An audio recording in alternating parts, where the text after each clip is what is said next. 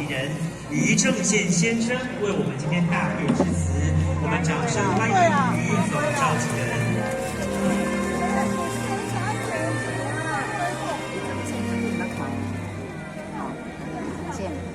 新宝法师主持，各位长官，各位大师大德，阿弥陀佛，阿弥陀吉祥，吉祥。今天非常高兴来参加我们世界神明的联谊会。首先在这里代表蔡英文蔡主席祝福我们今天整个法会圆满成功。蔡英文蔡主席非常重视宗教，特别在民进党中央总部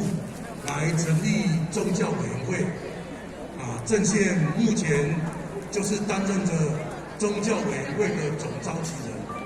那么宗教委员会就是扮演一个平台，扮演一个政府以及一个民间组织的一个平台。那么蔡英文蔡主席也一直强调，宗教是一个软实力，政府的功能是相当有限的，民间的力量是无穷的，特别是宗教的一个力量，解决了帮助政府做社会救济点点滴滴，帮忙非常大。尤其在今年2020年，今年是不一样的年，尤其我们今天在这个地方共同来祈福防灾的一个法会。当然，今天台湾整个一个防疫成果，也有是我们宗教、我们全民大家共同来配合政府，那么我们的防疫也做得非常成功。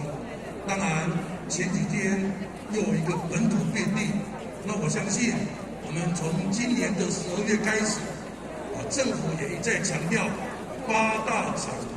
所以我在这个地方也要特别来提醒大家，我们出门一定要戴口罩、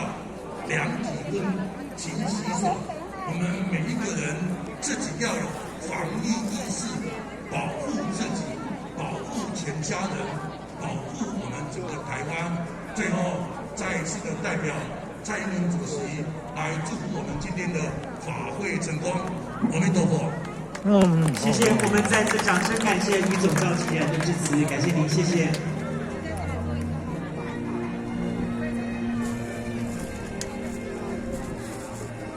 好，我们再次欢迎黄礼记主任委员，谢谢，谢谢，谢谢。